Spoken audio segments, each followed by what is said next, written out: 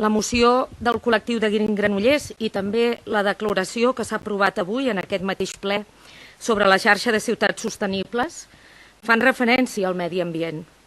Ambdues ens interpel·len en aquest mes de març, on ha sortit a la premsa local que la nostra ciutat, Granollers, amb Mollet i Santa Perpètua, apareixen com les ciutats amb pitjor qualitat de l'aire de l'estat espanyol en l'informe de l'empresa suïssa IQEA.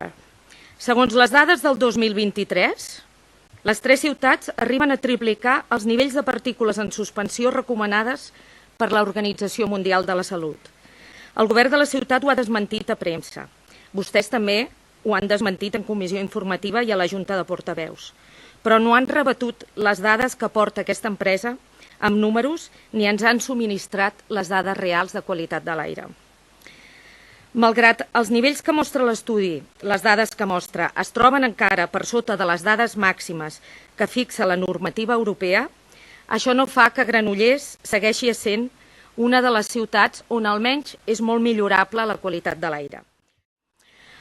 Hem demanat durant el mandat passat la difusió dels paràmetres mediambientals de qualitat de l'aire a la població i que aquests s'acompanyessin d'accions que empoderessin el ciutadà i a les persones a realitzar accions concretes per millorar-los.